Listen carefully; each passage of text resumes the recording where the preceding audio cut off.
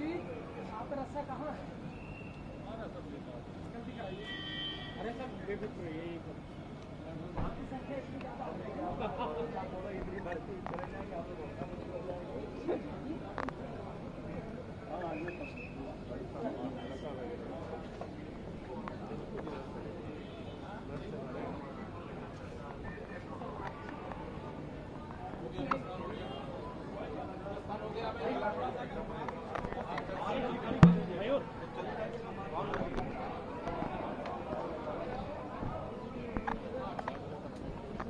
हाँ ये लोग इतना तो दाम प्रधानमंत्री काम है। हाँ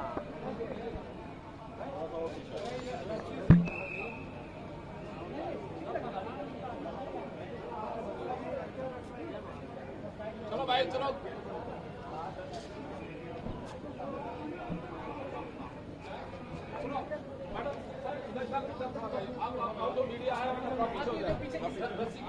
मीडिया के अलावा सबको आना है ना, भीड़ नहीं रहेगी।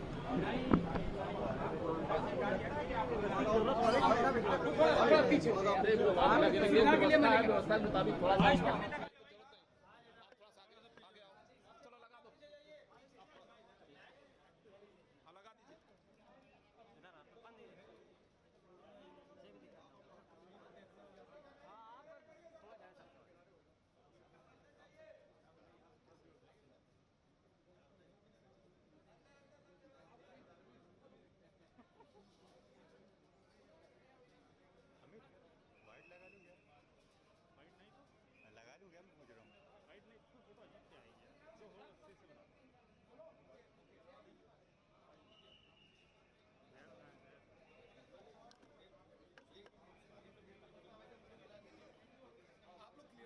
मैं पूछ रहा हूँ।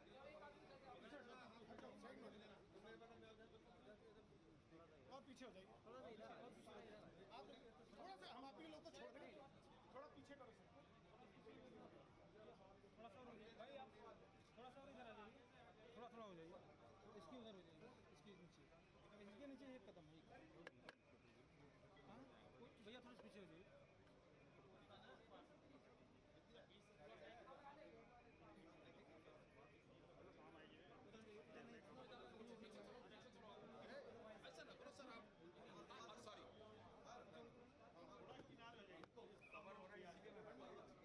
थोड़ा बराबर आ जाइए, आगे आगे रहेंगे तो फिर दिक्कत हो जाएगी।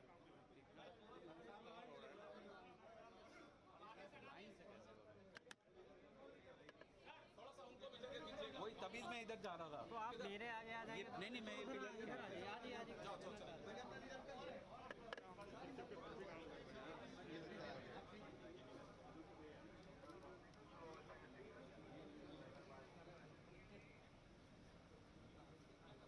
अरे दादा बार आ गया। बस यहाँ से कोई खिंच के दौड़े भागे ना सही है।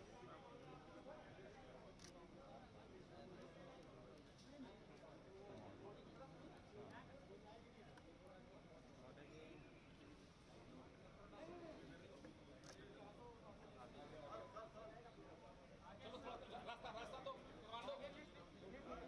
लीड जाएगी पूरी आगे।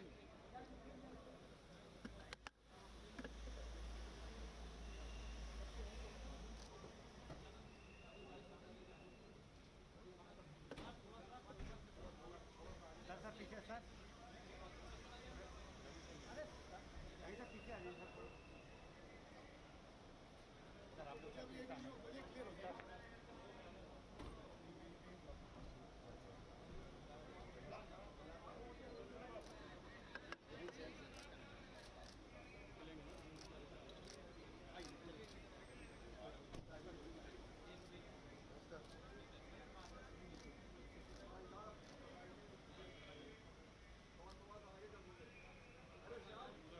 आप लोग थोड़ा उधर फैल जाओ ना, उस तरफ थोड़ा सा उस तरफ हो जाओ,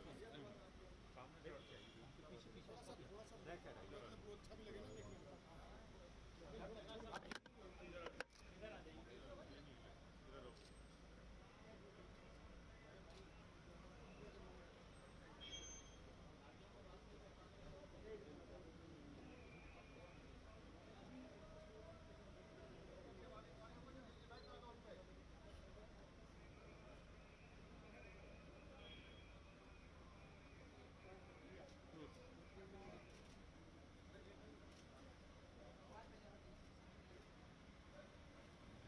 थोड़ा आगे साइड है यार ये। अब पीछे बन जा, पीछे जब भी आप आगे जा रहे हैं।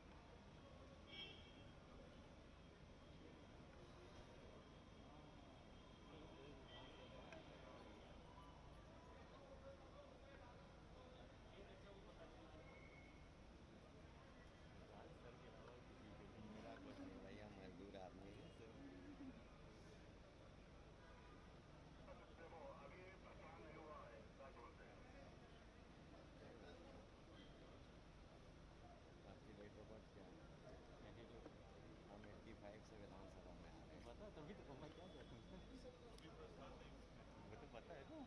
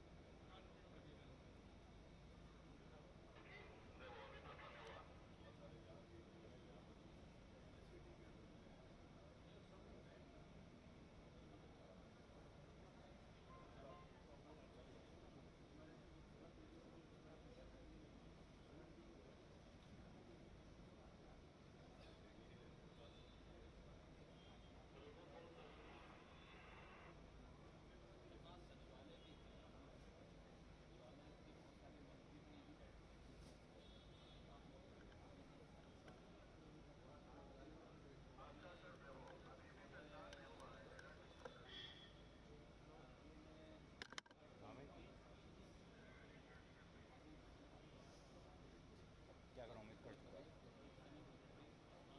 अमित से बोल, अमित केपीसी से बात नंबर है ना उसके पास, केपीसी। हाँ केपी सिंह से बात करो, परेशान को।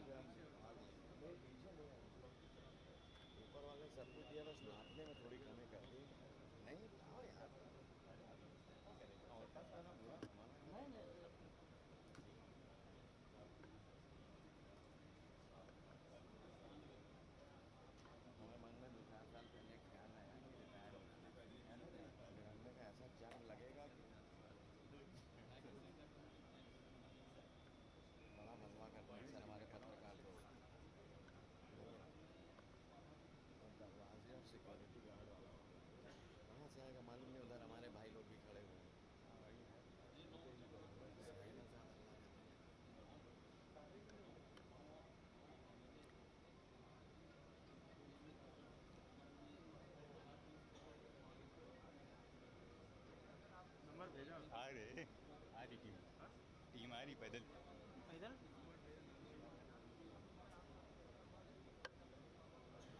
पैदल क्यों आ रहे हैं?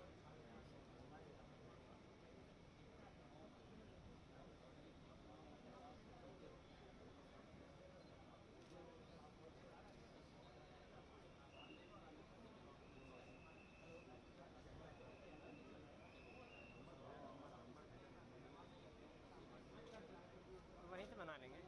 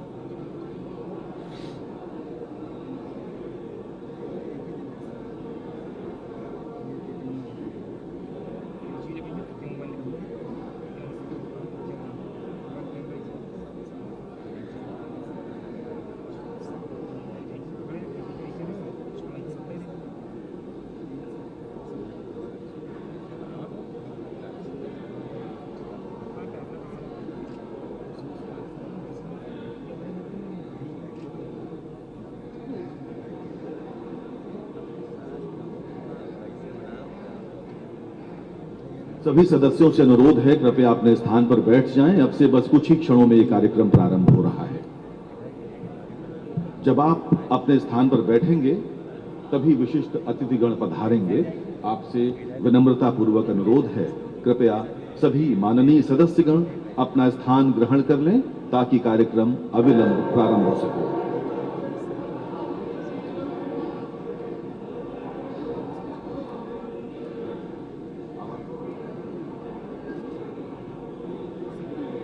सभी माननीय सदस्यों से अनुरोध है, कृपया अपना स्थान ग्रहण कर लें ताकि कार्यक्रम प्रारंभ हो सके। संसदीय कार्य मंत्री महोदय आ गए हैं, अन्य विशिष्ट अतिथिगण पधारने वाले हैं।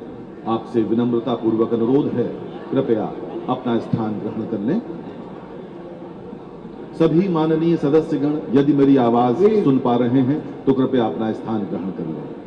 अरे सुनिए, मैं चलूं?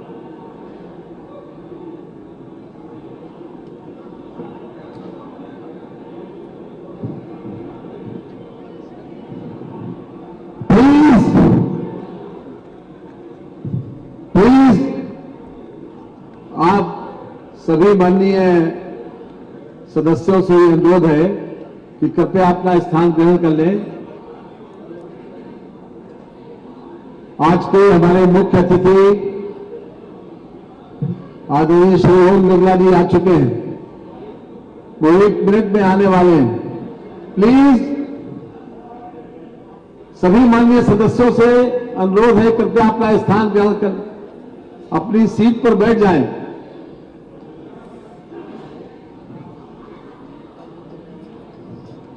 सभी माननीय सदस्य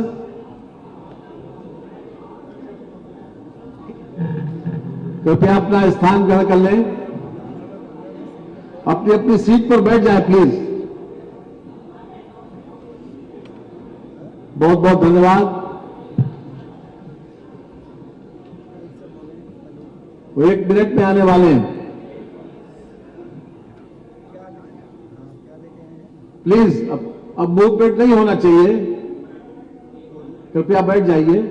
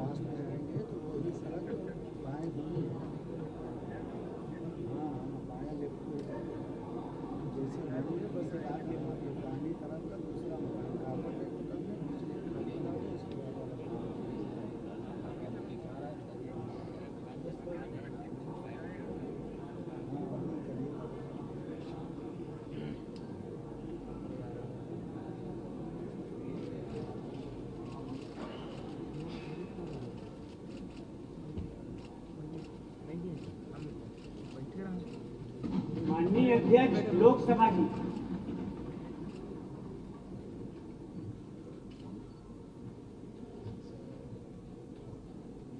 नमस्कार।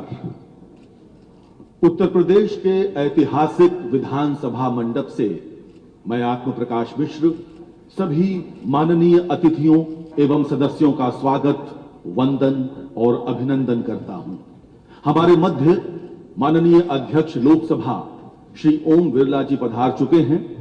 सर्वप्रथम मैं उत्तर प्रदेश विधानसभा के माननीय अध्यक्ष श्री सतीश महाना जी से, माननीय मुख्यमंत्री उत्तर प्रदेश श्री योगी आदित्यनाथ जी से और नेता प्रतिपक्ष श्री अखिलेश यादव जी से अनुरोध करूंगा कि लोकसभा अध्यक्ष महोदय का स्वागत करें।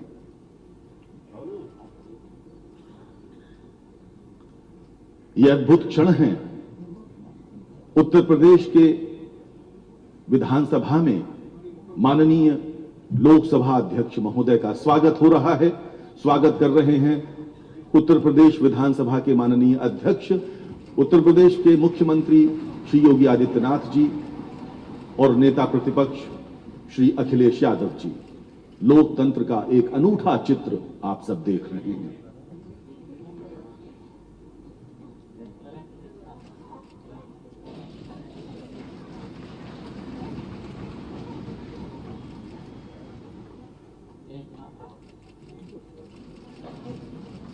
बहुत बहुत धन्यवाद।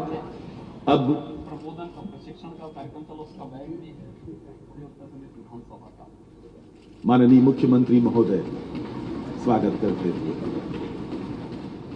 बहुत बहुत धन्यवाद। अब मैं अनुरोध करूंगा उत्तर प्रदेश के संसदीय कार्य मंत्री श्री सुरेश खन्ना जी से कृपया माननीय विधानसभा अध्यक्ष महोदय का स्वागत करें।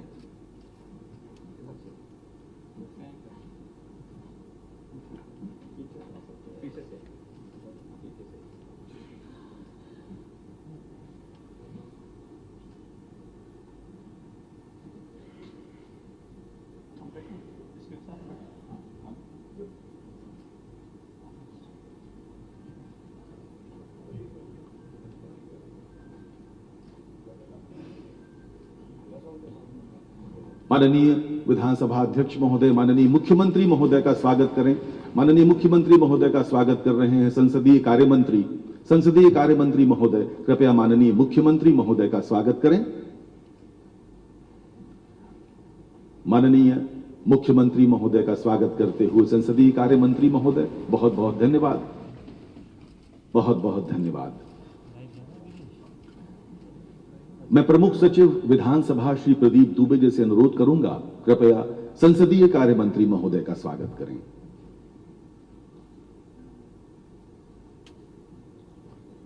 संसदीय कार्य मंत्री श्री सुरेश खन्ना जी का स्वागत।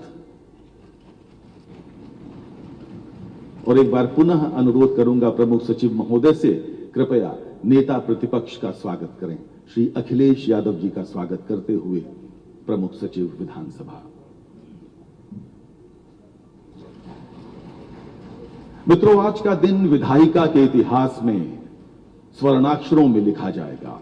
अब से कुछ ही क्षणों के पश्चात उत्तर प्रदेश की विधानसभा कागज रहित यानी पेपरलेस हो जाएगी और आज के बाद उत्तर प्रदेश के विधानसभा की कार्रवाई ई विधान के तहत पेपरलेस रूप में संचालित हुआ करेगी। और आपको यह जानकर सुखद आश्चर्य होगा कि देश की सबसे बड़ी विधानसभा को मात्र 1 महीने के समय में माननीय मुख्यमंत्री महोदय के मार्गदर्शन और विधानसभा अध्यक्ष महोदय के निर्देशन में पेपरलेस बना दिया गया है।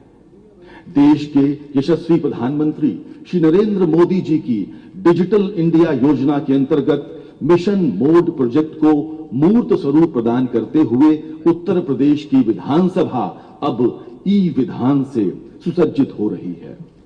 अब मैं विधानसभा मंडप में उपस्थित विशिष्ट अतिथियों के स्वागत के लिए माननीय अध्यक्ष विधानसभा श्री सतीश महाना जी को उनके संबोधन के लिए आमंत्रित करता हूं।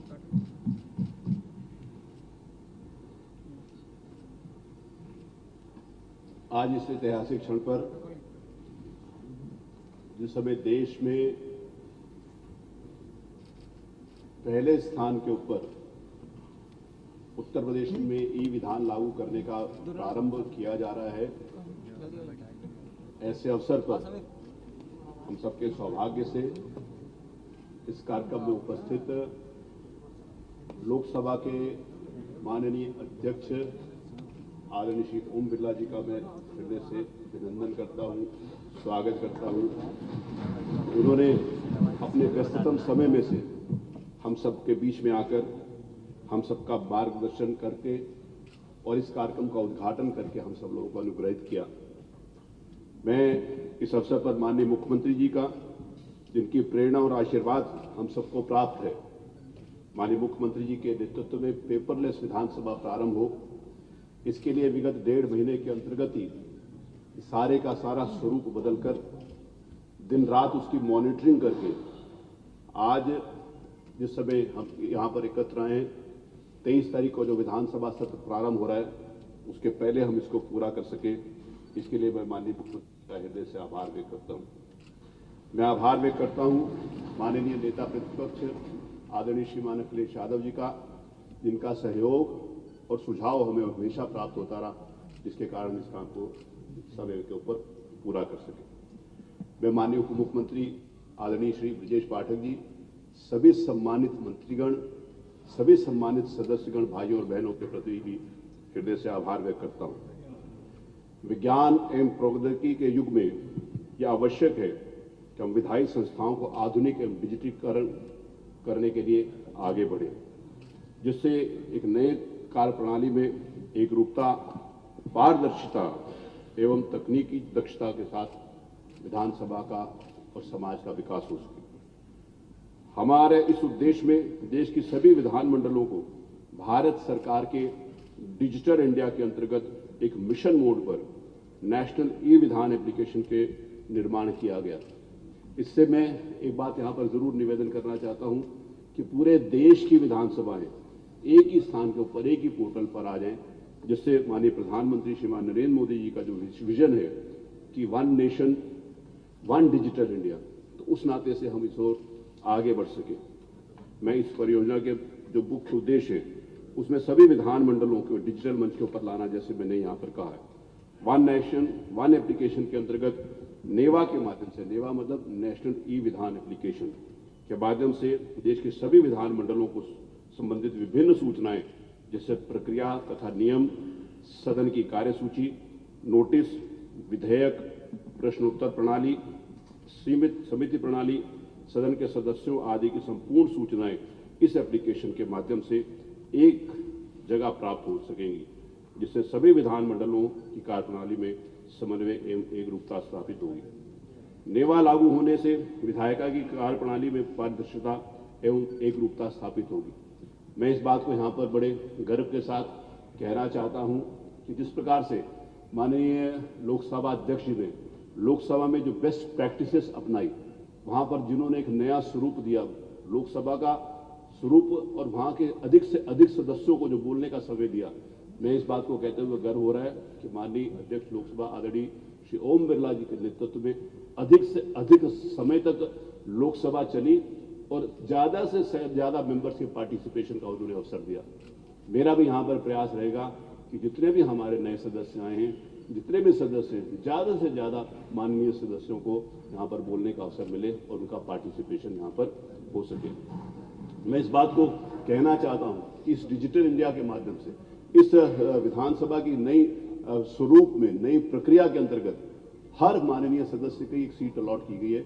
मुझे मालूम है कि सारे लोग अपनी सदस्य अपनी सीटों के ऊपर बैठे हुए। एक निवेदन करना चाहूंगा कि जो सीटें पहले थी उस हमने सीटें भी बढ़ाई, लेकिन बहुत सारे सदस्यों को पता ही नहीं चला होगा कि कहाँ पर सीट बढ़ी और कहाँ पर नहीं। जो माननीय सदस्य जिस सीट से खड़ा होकर बोलेगा, उसी के बटन दबाते ही उसी की फोटोग्राफ यहाँ पर आ जाएगी और उसी के नाम से प्रक्रिया, उसमें कार्रवाई लिखी जाएगी। इसीलिए सभी माननीय सदस्यों से मेरा निवेदन है कि अपनी असाइंड सीट से ही अपना वक्तव्य दें, अपना भाषण करें। तो एक सभी, क्योंकि पहले अभी तक सीट असाइंड नहीं थी, मुझे लगता है कि बीच में कुछ सीटें खाली पड़ी हैं, इसका मतलब ये माननीय सदस्य उपस्थित नहीं है। इससे मेरे को भी पता चल जाएगा कि कौन सी सीट रोज खाली पड़ी रहती है, ताकि मैं भी उनको पूछ सकूँ कि भाई साहब कहाँ थे। तो ये मेरी भी जिम्मेवारी अधिक बढ़ जाती है, लेकिन हम सब लोगों की जिम्मेवारी होगी कि हम उस ओर आगे बढ़ सकें। 403 माननीय सदस्य और 14 ऐसे माननीय मंत्रीगण जो काउंसिल के मेंबर हैं, यहाँ के मेंबर नहीं है। 403 + 14 हमारे लिए 416 सीटें बनानी एक टास्क था, एक चुनौती थी, और मुझे प्रसन्नता है कि मैंने माननीय मुख्यमंत्री जी से इसकी चर्चा करी, उनके सामने मैंने पूरी की पूरी बात रखी और उनके निर्देशन के अंतर्गत हम इस काम को पूरा कर सकें। मेरे पास बहुत सारी बातें बोलने को हैं, लेकिन मैं इस बात को कहना चाहता हूँ कि माननीय लोकसभा अध्यक्ष जी ने, जैसे मैंने कहा कि उन्होंने पार्लियामेंट में बहुत कुछ काम किया। पार्लियामेंट की कैंटीन को उन्होंने बहुत अच्छा किया। यहाँ से हमारे माननीय सदस्य कैंटीन के बारे में चिंतित रहते हैं। अगली विधानसभा के सत्र के पहले उनसे मार्गदर्शन लेके हम उसको भी और अच्छा करेंगे। और सारे के सारे, सिर्फ उतनी नहीं, सब लोगों का पार्टिसिपेशन कैसे हो सकता है। मैंने जो कुछ भी किया, मैं इस बात को एक और निवेदन करना चाहता हूँ कि मैं जिस समय इस स्थान के ऊपर निर्वाचित होने के पश्चात माननीय लोकसभा अध्यक्ष आदरणीय श्री ओम बिरला जी के पास गया था, तो उन्होंने मुझे कुछ टिप्स दिए थे।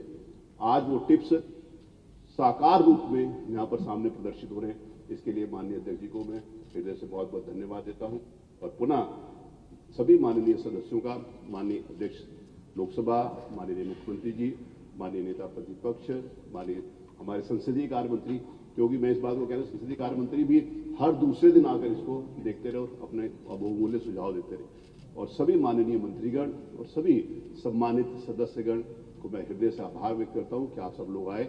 मैं कल यहाँ पर इसी स्थान से सब हम लोग सारे सदस्य फिर 2 बजे उपस्थित होंगे, जिसमें हम इसकी ट्रेनिंग प्रोग्राम्स को आगे चलाएंगे, क्योंकि हम सब लोगों के लिए एक नई डिवाइस है, नई चीज़ है और सबको सीखना पड़ेगा। और सीखने में कभी भी किसी को संकोच नहीं करना चाहिए। जो सीखने में संकोच करता है वो पीछे छूट जाता है। तो कल 2 बजे फिर इसका हमारा NIC वाले इसका पूरा प्रेजेंटेशन देंगे, हमारे लोग भी रहेंगे। और इसके अलावा यहाँ पर नेवा सेवा केंद्र का भी कल माननीय मुख्यमंत्री जी ने उसका उद्घाटन किया है, वहाँ पर भी उपस्थित है। सदन के दिनों में और सदन के दिनों के अलावा भी वहाँ पर 60 माननीय सदस्यों को एक साथ भी प्रशिक्षण देने का वहाँ पर हमने व्यवस्था करी है, तो वहाँ पर भी आपका प्रशिक्षण हो सकता है। तो कल 2 बजे की सूचना देकर मैं पुनः एक बार सभी के प्रति हृदय से आभार व्यक्त करता हूँ और माननीय अध्यक्ष जी के प्रति विशेष रूप से आभार व्यक्त करते हुए उनके प्रति मैं नमन करता हूँ, उनका स्वागत करता हूँ। बहुत बहुत धन्यवाद। जय हिंद। धन्यवाद माननीय विधानसभा अध्यक्ष महोदय। अब मैं अनुरोध करूंगा माननीय लोकसभा अध्यक्ष श्री ओम बिरला जी से कि वे कृपया ई-विधान और उत्तर प्रदेश की 18वीं विधानसभा के प्रबोधन का उद्घाटन करने की कृपा करें।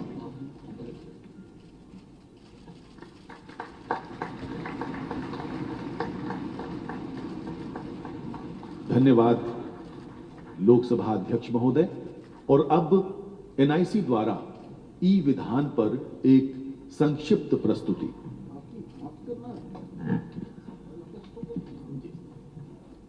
धन्यवाद।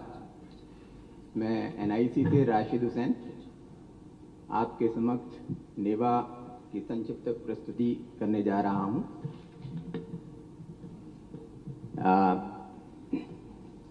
हमारे माननीय सदस्यों के सीट पर जो टैबलेट लगे हुए हैं उन पर पूरी कार्यसूची जो है लॉगिन ID उनको उपलब्ध कराने के बाद ये उनको दिखाई देगी।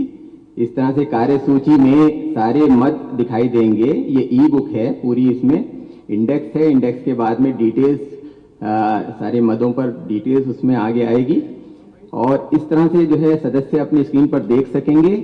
इसके साथ ही साथ सदन के अंदर जो बड़ी स्क्रीन है, मैं निवेदन करूंगा सभी सदस्यों से कि उस पर ध्यान केंद्रित करें। स्क्रीन जैसे ही सदन की कार्रवाई शुरू होगी, अध्यक्ष महोदय के आने के पश्चात शुरुआत करें। पहला मत हम लेंगे। जैसे ही अध्यक्ष महोदय बोलना शुरू करेंगे तो उनका टाइम स्टार्ट कर दिया जाएगा और जैसे ही माननीय अध्यक्ष महोदय कहेंगे कि इस मत पर कार्रवाई शुरू की जाए, जैसे कि महत्वपूर्ण मत जो है प्रश्नोत्तर का है, तो हम प्रश्नोत्तर में एक प्रश्न लेकर के किस तरह से जो है माननीय सदस्य जो है उस प्रश्न को पूछेंगे और उनकी डिटेल्स हमारी स्क्रीन पर आएगी। अब जैसे कि इसमें प्रश्न जो है उमाशंकर सिंह जी का है, तो उनका जो है फोटोग्राफ और उनका जो समय है वो यहाँ पर शुरू हो जाएगा। जैसे ही ये प्रश्न पूरा कर चुकेंगे तो जो माननीय मंत्री, संबंधित मंत्री हैं, उनकी तरफ से इसका उत्तर आएगा, तो उनका भी फोटोग्राफ और उनका भी टाइम यहाँ पर स्टार्ट हो जाएगा। इस तरह से जो है पूरी कार्रवाई प्रश्नों की शुरू होगी। फिर उसके बाद में जो अन्य मद हैं उस पर भी इसी तरह से दिन भर इसकी कार्रवाई सदन की हम अपने इस स्क्रीन पर दिखाएंगे और माननीय सदस्यों को भी उनके स्क्रीन पर पूरी कार्यसूची उपलब्ध रहेगी और उसको वो लोग माननीय सदस्य जो है कर सकेंगे। ठीक, धन्यवाद। तो इस प्रकार ई-विधान यहां पर कार्य करेगा। विद्वज्जनों, लोकतंत्र में सत्तारूढ़ दल एवं विपक्षी दल की अपनी अपनी महत्वपूर्ण भूमिका है और आज का ये विशेष कार्यक्रम और उस अवसर पर सजा हुआ मंच इसी भावना को बल प्रदान कर रहे हैं। अब मैं माननीय नेता प्रतिपक्ष विधानसभा श्री अखिलेश यादव जी को उनके उद्बोधन के लिए आमंत्रित करता हूं।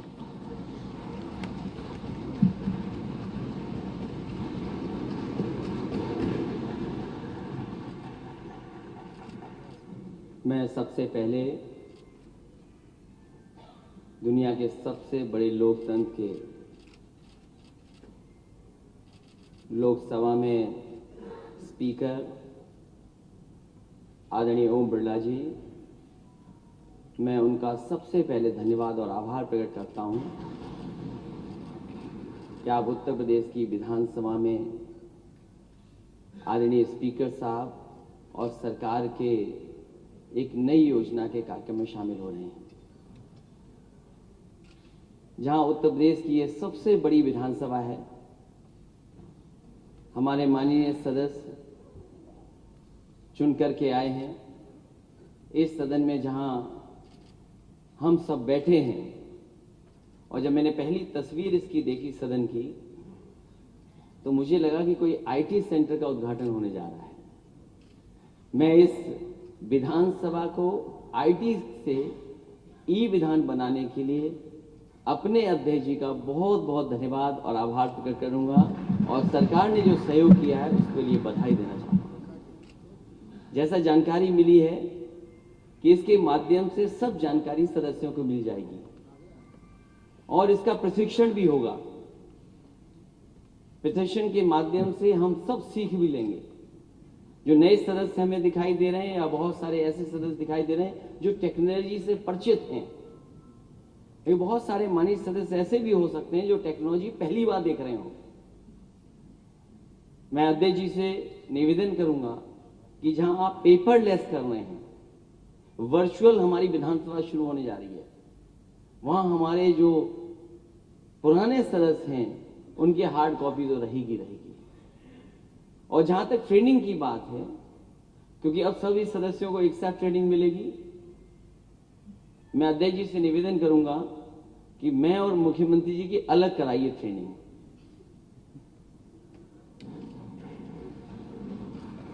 क्योंकि पता नहीं हम लोग जानेंगे चीजें कि नहीं जानेंगे।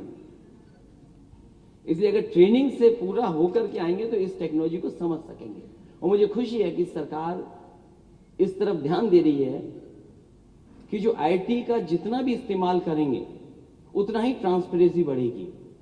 मुझे याद है जो पुराने स्पीकर थे हमारे, उन्होंने भी शुरुआत की थी कि विधानसभा में जो हमारी लाइब्रेरी है उसको ई लाइब्रेरी बनाया जाए, कैसे नेटवर्किंग हो सके, जो हम आपस में कंप्यूटर से जुड़ सकें।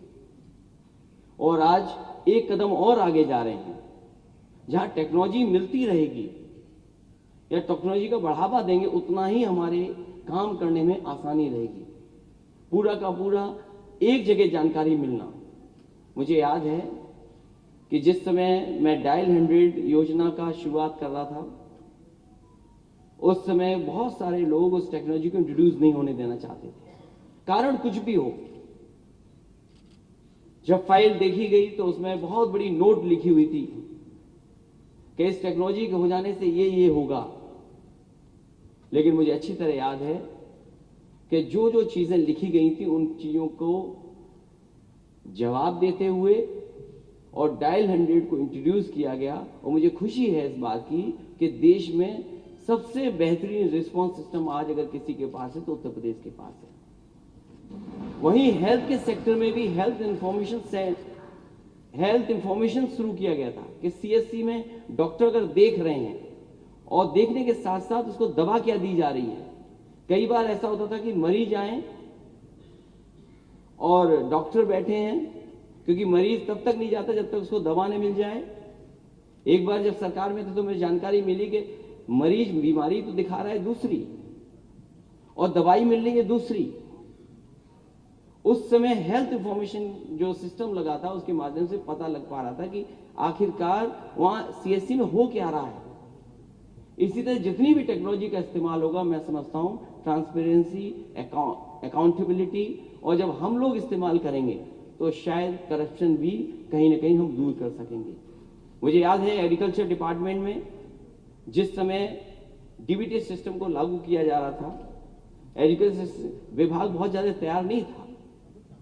समाजवादी सरकार में पहली बार 1 करोड़ का डेटा तैयार किया गया था फार्मर्स का, और उसके इंट्रोड्यूस होने के बाद आज शायद उत्तर प्रदेश वो 12 प्रदेश होगा जिसमें सबसे ज्यादा किसानों को डीबीटी सिस्टम के माध्यम से, जो दिल्ली की सरकार योजना चला रही है उसके माध्यम से सीधा सीधा लाभ पहुंच रहा है। इसलिए मैं अध्यक्ष जी को बधाई दूंगा, सरकार के मुख्यमंत्री जी को बधाई दूंगा कि आपने टेक्नोलॉजी को इंट्रोड्यूस किया है। इसी तरह और टेक्नोलॉजी का इस्तेमाल होगा तो कहीं ना कहीं चीजें और आसान होंगी, इंफॉर्मेशन और पहुंचेगी, लोगों तक पहुंचेगी, क्योंकि आज जो दुनिया है वो इसी टेक्नोलॉजी के सहारे चल रही है, और टेक्नोलॉजी जितनी इंट्रोड्यूस होगी उतना ही जनता को लाभ मिलेगा। इसलिए इस मौके पर मैं देश के स्पीकर आदरणीय ओम बिरला जी का बहुत बहुत धन्यवाद देता हूं, हमारी विधानसभा के स्पीकर जिन्होंने लगातार प्रयास कर करके मेहनत करके और कम समय में ये लागू करने का काम किया, उनको बहुत बहुत बधाई। मुख्यमंत्री जी उनको बधाई, और जितने भी अधिकारी कर्मचारी इसमें शामिल रहे हैं, जिनकी वजह से आज हम देख सकते हैं और देश में कह सकते हैं कि हमारी विधानसभा ई विधान हो गई है, ई विधानसभा है, मैं उनको भी बहुत बहुत बधाई देता हूं।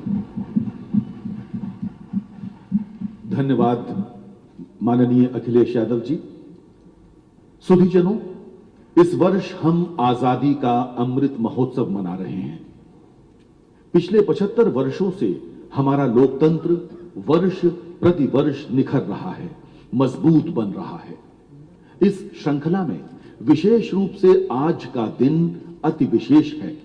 वन नेशन वन एप्लीकेशन की परिकल्पना वाला ई विधान अब उत्तर प्रदेश विधानसभा का अभिन्न अंग बन चुका है। आज के कार्यक्रम को गरिमा के उच्च शिखर की ओर ले जाते हुए अब मैं माननीय मुख्यमंत्री श्री योगी आदित्यनाथ जी को उनके संबोधन के लिए आमंत्रित करता हूं।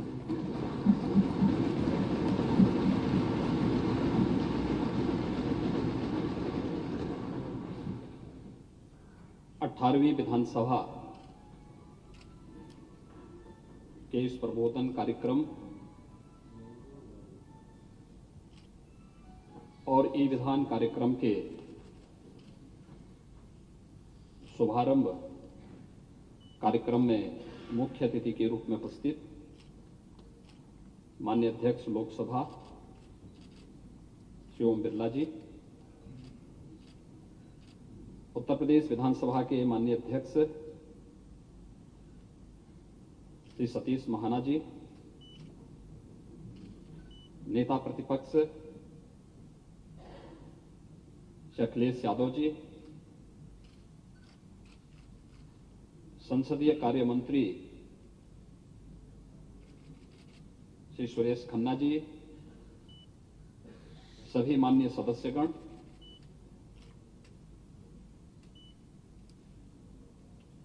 उत्तर प्रदेश विधानसभा के सभी नवनिर्वाचित माननीय सदस्यों के प्रबोधन प्रशिक्षण के लिए आयोजित इस विशेष कार्यक्रम में और ई विधान कार्यक्रम के शुभारंभ के इस आयोजन में मैं माननीय अध्यक्ष लोकसभा श्री ओम बिरला जी का आप सभी माननीय सदस्यों की ओर से और आपके माध्यम से उत्तर प्रदेश की जिस 25 करोड़ जनता के हितों के लिए यहां पर चिंतन मनन के कार्यक्रम चलने हैं, उन सब की ओर से हृदय से स्वागत करता हूं, अभिनंदन करता हूं।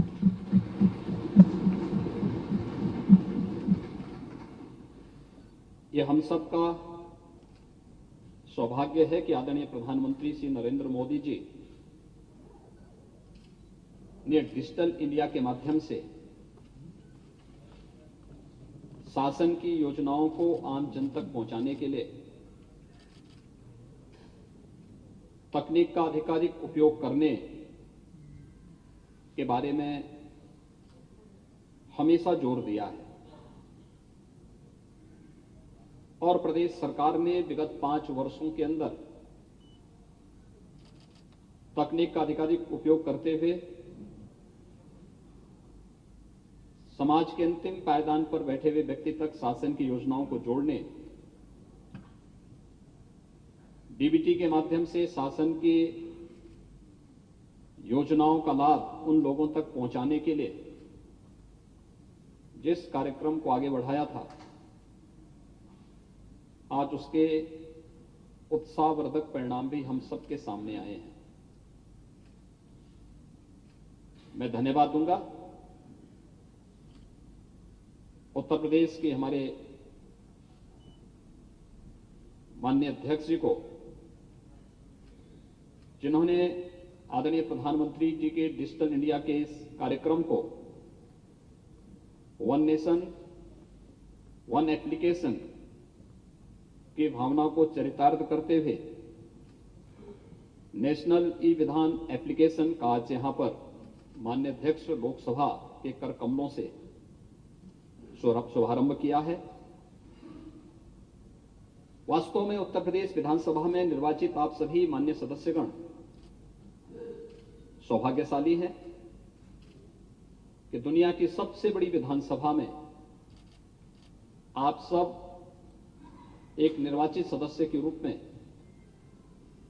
प्रदेश की 25 करोड़ जनता की भावनाओं का प्रतिनिधित्व करते हैं। शासन की बनने वाली योजनाओं के बारे में और शासन के द्वारा बनाई गई योजनाओं को उन तक पहुंचाने के लिए आपकी बड़ी भूमिका होती है और मुझे प्रसन्नता है कि अन्य दिनों में भले ही हम लोग अलग अलग तरीके से अपनी बात कहते हों, लेकिन ई विधान कार्यक्रम शुभारंभ के अवसर पर माननीय लोकसभा के अध्यक्ष जी स्वयं यहां पर पधारे हैं और नेता प्रतिपक्ष अखिलेश यादव जी भी इस कार्यक्रम में यहां पर उपस्थित होकर के इस अभियान के शुभारंभ के अवसर पर अपनी शुभेच्छा भी दिए हैं और इस कार्यक्रम को आगे बढ़ाने के लिए अपना सकारात्मक योगदान भी दे रहे हैं। मैं इसके लिए उन्हें हृदय से धन्यवाद दूंगा। वे यहां पर आए हैं और उन्होंने इस कार्यक्रम की सराहना की है। विश्वास व्यक्त करते हैं कि विधानसभा की कार्रवाई को इस सकारात्मक भाव के साथ आगे बढ़ाने के लिए और इस तकनीक का अधिकाधिक उपयोग करते हुए हम उत्तर प्रदेश की 25 करोड़ जनता के हितों के संवर्धन के लिए सभी लोग मिलकर के कार्य कर पाएंगे, क्योंकि विपक्ष के द्वारा उठाए जाने वाले प्रश्न आलोचनात्मक जरूर होते हैं, लेकिन बहुत बार उन आलोचनात्मक और अगर वह तथ्यपरक आलोचना है तो अब बहुत सारे कार्यों को भी सजगता के साथ और सुलभता के साथ आम जनमानस तक पहुंचाने में मदद करते हैं। और इस दिशा से सत्ता पक्ष और विपक्ष मिलकर के अगर 25 करोड़ जनता के हितों के लिए कार्य करने के लिए प्रतिबद्ध हों तो बहुत सारी समस्याओं का समाधान स्वतःस्फूर्त भाव के साथ होता हुआ दिखाई देता है। और इसलिए मैं धन्यवाद दूंगा उन्हें कि आज उन्होंने इस मंच के साथ शेयर करके अपने आप को ई विधान के साथ जोड़ने का कार्य किया है। उत्तर प्रदेश में विगत 5 वर्ष के अंदर अनेक कार्यक्रम हुए। हमने 2 वर्ष पहले ही पेपरलेस बजट भी इसी माननीय सदन में हमारी सरकार ने प्रस्तुत किया था और उस समय भी मैंने माननीय सदस्यों के मन की इस पीड़ा को देखा था कि वास्तव में हम लोग क्या वन नेशन वन एप्लीकेशन के आदरणीय प्रधानमंत्री जी के उस विजन के अनुरूप इस कार्यक्रम को आगे बढ़ा पाएंगे। और मैं धन्यवाद दूंगा कि आज वह सपना साकार हुआ है जब नेशनल ई विधान एप्लीकेशन के साथ ही हमारी पूरी की पूरी ये विधानसभा ई विधान के रूप में बदल करके माननीय सदस्यों के कार्य को और भी सहज और सरल बना दी है। अब आपको बहुत मोटा बैग लेकर के आने की आवश्यकता नहीं पड़ेगी।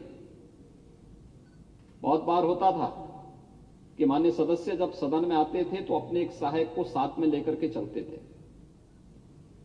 और बहुत बार तो इस बात को लेकर के सुरक्षा कर्मियों के साथ उनकी बकझक होती थी कि साहब मेरा बैग लेकर के अंदर तक मेरा सहायक आए।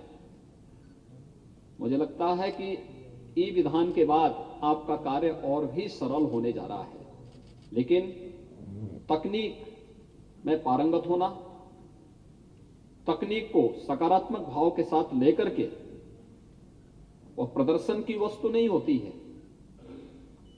तकनीक को आम जनमानस के कल्याण के लिए, लोक कल्याण के लिए उपयोगी बनाने के लिए उसका प्रशिक्षण और फिर उसका अधिकाधिक सदुपयोग हम कैसे कर सकते हैं, इस दिशा में अगर हम सकारात्मक भाव के साथ कार्य करेंगे, इसके अच्छे परिणाम सामने आएंगे और एक स्वस्थ चर्चा परिचर्चा को आगे बढ़ाने में भी हमें मदद मिलेगी। मुझे प्रसन्नता है कि आज यहां पर माननीय लोकसभा के अध्यक्ष जी का मार्गदर्शन 2 वर्ष के बाद फिर से यहां पे प्राप्त हो रहा है। जनवरी 2020 में आप यहां पर एक कार्यक्रम की दिशा इसी सदन में संबोधित करने के लिए आए थे, जब तमाम विधानमंडलों से जुड़े हुए माननीय पदाधिकारी और स्पीकर से यहां पर उपस्थित होकर के कैसे हमें संसदीय कार्य प्रणाली को और भी मजबूत बनाना है, इस दिशा में एक स्वस्थ परिचर्चा को आगे बढ़ाने का कार्य हुआ था। 17वीं विधानसभा इस दिशा से बहुत समृद्धशाली रही। यद्यपि 2 वर्ष का कार्यकाल हम लोगों का वैश्विक महामारी कोरोना से जूझते हुए उसके प्रबंधन में व्यतीत हुआ, लेकिन उस संकट के दौर में भी, चुनौतियों के बीच में भी कैसे रास्ता बनाया जाना चाहिए, प्रधानमंत्री जी के मार्गदर्शन में, उनके नेतृत्व में न केवल सरकार ने बल्कि विधानसभा ने भी अपने कोई सत्र बाधित नहीं होने दिया। हां, ये जरूर रहा कि हम लोग जो सदन की स्ट्रेंथ थी उतने मान्य सदस्यों को एक साथ यहां नहीं बिठा पाते थे। हमने वर्चुअल जुड़ने की भी परमिशन दी है। जो बड़े बड़े स्क्रीन लगे हुए हैं, इसी बात के लिए उस समय भी स्थापित किए गए थे कि हम इस स्क्रीन का उपयोग कर सकें और कोई मान्य सदस्य जो 60 साल से ऊपर का है, पहले से किसी बीमारी से ग्रसित है, अगर वह चाहे या अस्वस्थता की स्थिति में है तो वह चाहे तो वर्चुअली भी जुड़ करके सदन की कार्रवाई का में भागीदार बन सकता है। और उस समय भी सदन का कार्य हो सकता है कि हमने सदन की कार्यप्रणाली को नियमित चलाया। हां, उसकी अवधि को सीमित किया गया, लेकिन सदन तब भी चला। सरकार ने अपनी सारी गतिविधियों को चलाया, कोविड प्रबंधन का एक मॉडल खड़ा करने का प्रयास किया। उस चुनौती से जूझते हुए आज हम लोग एक नई विधानसभा की ओर आगे बढ़ रहे हैं। 18वीं विधानसभा का गठन होना और 18वीं विधानसभा के गठन के साथ ही ई विधान लागू होना और उसके प्रशिक्षण का भी कार्यक्रम।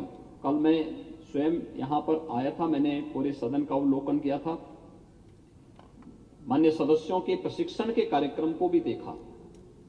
और मैं आप सभी मान्य सदस्यों से भी अपील करूंगा, 128 नए सदस्य आए हैं, पुराने भी मान्य सदस्य बहुत सारे ऐसे होंगे कि जिनको अब तक ये लगता रहा होगा कि हो सकता है कि इसकी प्रशिक्षण की आवश्यकता हमारी नहीं। यद्यपि हमारे ई कैबिनेट पहले से है, हमने ई बजट 2 वर्ष पहले ही प्रदेश में यहां लागू कर दिया था, लेकिन मेरा आप सबसे अनुरोध होगा कि हम तकनीक से भागे ना, उसको अंगीकार करें, हां उसका पिछलग्गू भी ना बने। क्योंकि बहुत बार होता यह है कि हम फिर जहां पे पब्लिक से इंटरेक्शन होना है, जनता के बीच में जाना है, फील्ड विजिट हमारे होते रहने चाहिए, क्षेत्र का विजिट होते रहना चाहिए। नहीं तो ऐसा ना हो कि क्षेत्र विजिट के लिए आप भी ये मान लें कि अब हम वर्चुअल ही सबसे संपर्क करके काम चल लेगा। जनता से संवाद के लिए आपको प्रत्यक्ष जाना ही होगा, और नहीं तो वर्चुअली जुड़ने की बात तो फिर जनता भी उस समय चुनाव के समय यही कहती है कि आप वर्चुअल ही वोट भी ले लेना। तो वह स्थिति कम से कम विधानसभा के मान्य सदस्यों के साथ नहीं जुड़ सकती है। हम उसके पिछलकू न बने, लेकिन हां, अपनी सुविधा के लिए, प्रदेश के विकास के लिए और 25 करोड़ लोगों के जीवन में व्यापक परिवर्तन करने के लिए तकनीक का अधिकाधिक उपयोग अगर हम करना प्रारंभ कर देंगे तो कोई कारण नहीं कि उत्तर प्रदेश आज जिस दिशा में बढ़ा है, एक जो नया विश्वास उत्तर प्रदेश की जनता ने आप सब में व्यक्त किया है। उत्तर प्रदेश में जो संभावनाएं हैं और पूरा देश और देश का नेतृत्व उत्तर प्रदेश के अंदर जिन संभावनाओं को देख रहा है, इन संभावनाओं को सभी लोग मिलकर के अच्छे ढंग से आगे बढ़ा करके आदरणीय प्रधानमंत्री जी की मंशा के अनुरूप हम देश की अर्थव्यवस्था में उत्तर प्रदेश की भूमिका को पूरी मजबूती के साथ और सही परिप्रेक्ष्य में लाने में सफल होंगे। प्रशिक्षण के इस कार्यक्रम की अवधि के दौरान आप माननीय सदस्यगण अवश्य इसका प्रशिक्षण लें, सभी माननीय मंत्रीगण भी इसका प्रशिक्षण लें और प्रशिक्षण के साथ जुड़ करके ई विधान का लाभ लें और फिर इसका उपयोग प्रदेश के विकास और प्रदेश की 25 करोड़ जनता के हितों के संवर्धन में हम लोग अवश्य करें। इस विश्वास के साथ मैं माननीय अध्यक्ष लोकसभा जी का यहां पर उनका हृदय से स्वागत करता हूं, अभिनंदन करता हूं। आप सबके इस प्रशिक्षण कार्यक्रम के प्रति और ई विधान के प्रति मैं माननीय विधानसभा के अध्यक्ष जी को हृदय से धन्यवाद देता हूं। आप सभी के प्रति अपनी शुभकामनाएं व्यक्त करता हूं और विश्वास व्यक्त करता हूं कि ई विधान लागू होने के बाद हम इस पूरी विधानसभा को फेज वाइज पेपरलेस बनाने के साथ ही जो हार्ड कॉपी हमारे पास आती थी उस व्यवस्था को धीरे धीरे करके समाप्त करते हुए हम लोग एक समय आएंगे कि हमारा माननीय जनप्रतिनिधि, माननीय विधायक अपने टैबलेट या अपने सारे कार्यक्रमों को ई विधान के माध्यम से ही जोड़ करके उसने अपनी सीट पर बैठा और सबसे अच्छी व्यवस्था यह होगी कि वह अपनी सीट पर आके बैठेगा और वहीं से उसकी सारी गतिविधियां उसके माध्यम से देखने को मिलेंगी। सीट से ही उसको, जो भी माननीय अध्यक्ष जी ने कहा कि अपनी सीट से ही बोलेंगे, तो बहुत सारी चीजें बहुत स्पष्ट होती हुई दिखाई देंगी। मैं 17वीं विधानसभा में भी कहा था और फिर मैं कहूंगा कि संसदीय लोकतंत्र की दृष्टि से हमारी लोकसभा, हमारी संसद एक उत्कृष्ट उदाहरण प्रस्तुत करती है और हमें संसदीय कार्यप्रणाली को आगे बढ़ाने के लिए लोकसभा की कार्य पद्धति को अधिकाधिक उपयोग करना होगा, प्रशिक्षण लेना होगा। मान्य सदस्यों को सदन की, लोकसभा की कार्रवाई कैसे चल रही है, राज्यसभा की कार्रवाई कैसे चलती है, इसको देखना होगा।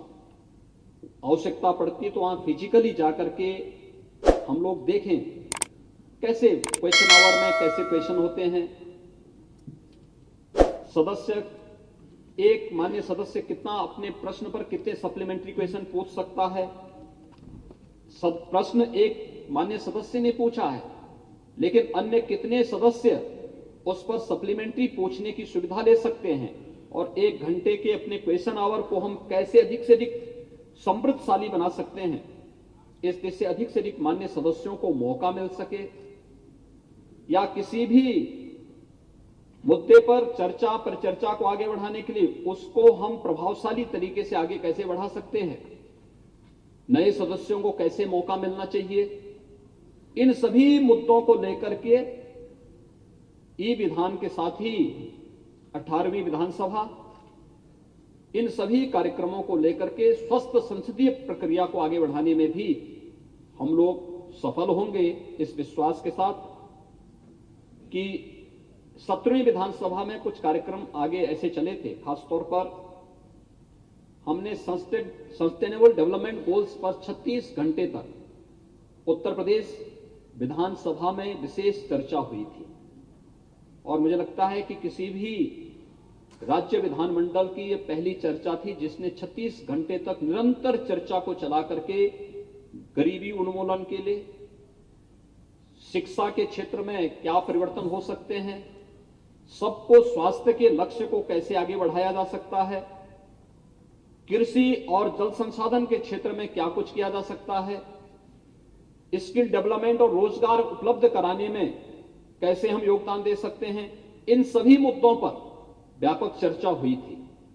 उसके लिए मंत्रिमंडल के समूह बनकर के उन कार्यक्रमों को हम लोगों ने आगे बढ़ाने का काम भी किया, काफी कार्यक्रम आगे भी बढ़े।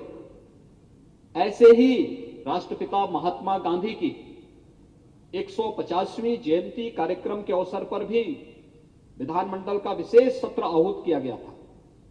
यह कार्यक्रम हमारी स्वस्थ संसदीय प्रणाली को व्यक्त करने का भी एक माध्यम था और चर्चा परिचर्चा के माध्यम से हम अपने संसदीय सामान्य रूप से औपचारिक कार्यक्रमों के इतर भी अन्य विषयों पर भी हम गंभीर चर्चा को आगे बढ़ा सकें। ये कार्यक्रम भी यहां पर चले थे और यह हमारे लिए सौभाग्य की बात है कि जब उत्तर प्रदेश विधानसभा, जो देश की और दुनिया की सबसे बड़ी विधानसभा है, जब इस विधानसभा को हम ई विधान के रूप में परिवर्तित कर रहे हैं, यह वर्ष आजादी का अमृत महोत्सव का वर्ष भी है। हम सब जानते हैं आदरणीय प्रधानमंत्री जी ने पूरे देश को इस संकल्प के साथ जोड़ने का कार्य किया है।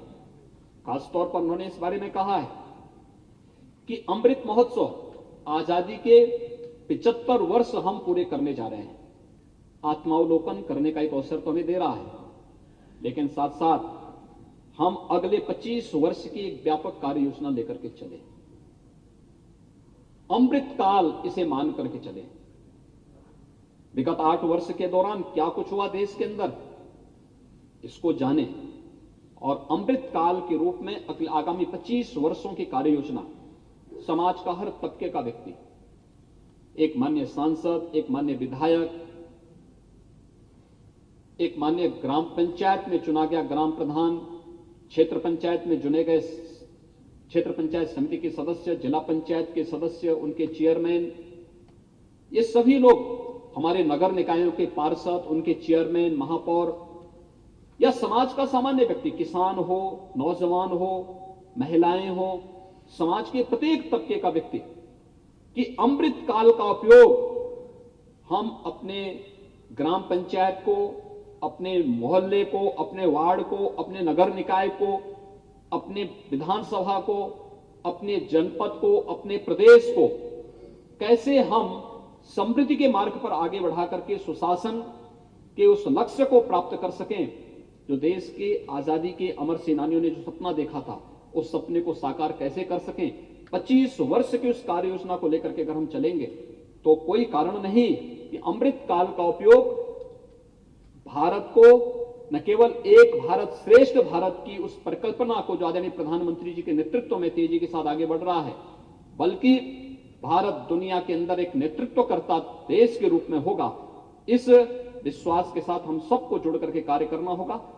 अमृत महोत्सव वर्ष में ई विधान लागू करने और माननीय सदस्यों के इस प्रबोधन कार्यक्रम के अवसर पर एक बार फिर से माननीय लोकसभा अध्यक्ष जी का हृदय से स्वागत और अभिनंदन करते हुए अपने उत्तर प्रदेश विधानसभा के अध्यक्ष श्री सतीश महाना जी का मैं हृदय से धन्यवाद दूंगा कि उन्होंने बहुत कम समय में इस बेहतर तकनीक का उपयोग करते हुए उसके प्रशिक्षण के कार्यक्रम को भी आगे बढ़ाया है, क्योंकि प्रशिक्षण अगले 2-3 दिन के अंदर हम लोग इतना पारंगत हों कि 23 मई को जब यहां पर माननीय राज्यपाल महोदय अभिभाषण देने के लिए आए, सम्मेलित सदन को अभिभाषण देने के लिए यहां पर उपस्थित हों, तो उस समय टैबलेट हम सब के सामने ई विधान के रूप में एक नई तस्वीर उत्तर प्रदेश विधान सभा की प्रस्तुत करता हुआ दिखाई दे और फिर ये बजट सत्र भी हमारा होगा। तो बजट सत्र का भी एक आयोजन हम इसके साथ देख पाएंगे। हमारा प्रयास होगा कि इस सत्र में भले ही हम आपको हार्ड कॉपी भी उपलब्ध कराएं, लेकिन अगले सत्र से प्रयास होगा कि सब आप सॉफ्ट कॉपी के माध्यम से ही आप ई विधान की कार्य प्रणाली के साथ जुड़ सके। एक बार फिर से मैं इस पूरी कार्य पद्धति के प्रति, इस प्रबोधन कार्यक्रम के प्रति, ई विधान के प्रति, इससे जुड़े हुए विधान सभा से के सभी हमारे जो प्रमुख सचिव और उन अधिकारीगण हैं, उनकी पूरी टीम को, एनआईसी की पूरी टीम को हृदय से धन्यवाद देते हुए आप सभी के इस प्रशिक्षण के प्रति मैं अपनी शुभकामनाएं देता हूं। धन्यवाद। जय हिंद। धन्यवाद माननीय मुख्यमंत्री महोदय। उत्तर प्रदेश विधानसभा भाग्यशाली है कि उसे समय समय पर लोकतंत्र के देश के सबसे बड़े मंदिर लोकसभा के माननीय अध्यक्ष महोदय का मार्गदर्शन और आशीर्वाद मिलता रहा है। अब मैं अत्यंत विनम्रता पूर्वक माननीय अध्यक्ष लोकसभा श्री ओम बिरला जी को उनके आशीर्वचन के लिए आमंत्रित करता हूं।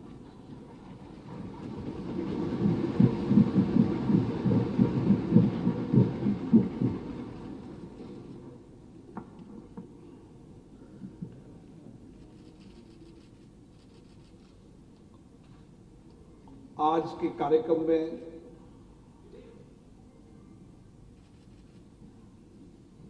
उपस्थित उत्तर प्रदेश विधानसभा के माननीय अध्यक्ष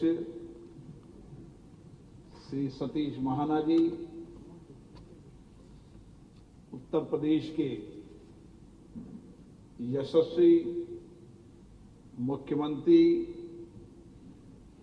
योगी आदित्यनाथ जी, संसद में मेरे सहयोगी और अभी प्रतिपक्ष के नेता श्री अखिलेश यादव जी, वित्तीय और संसदीय कार्य मंत्री माननीय सुरेश खन्ना जी, उप मुख्यमंत्री जी, माननीय मंत्रीगण, उत्तर प्रदेश के सभी माननीय यशस्वी विधायकगण, देश की राजनीतिक और सांस्कृतिक हृदय स्थली उत्तर प्रदेश गोमती नदी के पावन तट पर, जहां देश की अलग अलग नदियां मिलती है, एक ऐतिहासिक प्रदेश, एक गौरवशाली प्रदेश की राजधानी लखनऊ में आकर मुझे बहुत प्रसन्नता हो रही है। उत्तर प्रदेश प्राचीन काल से ही हमारी सांस्कृतिक, आध्यात्मिक, बौद्धिक और राजनीतिक चिंता का केंद्र रहा है। भारत के स्वतंत्रता संग्राम के आंदोलन से लेकर अभी तक उत्तर प्रदेश की इस पवित्र भूमि में हमारे सभी राजनेताओं ने उत्तर प्रदेश के विकास के लिए यशस्वी काम किए हैं। मैं इस मौके पर उत्तर प्रदेश के माननीय मुख्यमंत्री योगी आदित्यनाथ जी को बधाई देता हूं, जिन्होंने पुनः मुख्यमंत्री के रूप में, सदन के नेता के रूप में अपना दायित्व संभाला है। बहुत अपेक्षाएं, आशाएं, विश्वास के साथ जनता ने योगी आदित्यनाथ जी के नेतृत्व में सरकार को मौका देने का प्रयास किया है। मुझे आशा है कि मुख्यमंत्री जी के नेतृत्व में, सदन के नेता के रूप में इस प्रदेश के समावेशी विकास के लिए सभी दलों को साथ लेकर उत्तर प्रदेश के सर्वांगीण विकास के लिए उनका योगदान रहेगा और देश के अंदर उत्तर प्रदेश सामाजिक आर्थिक परिवर्तन का एक नया युग शुरू करेगा।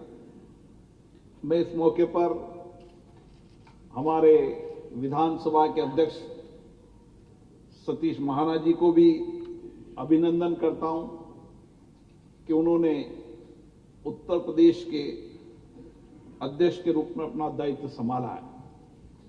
उनका राजनीतिक संसदीय एक दीर्घ अनुभव रहा है। मुझे आशा है इस अनुभव का लाभ सभी माननीय विधायकों को मिलेगा और उनके सतत मार्गदर्शन में ये विधानसभा अपने पूर्व अध्यक्षों के रूप में एक गौरव को अनुभव करेगी। उत्तर प्रदेश के अंदर 47 से ज्यादा माननीय महिला विधायक,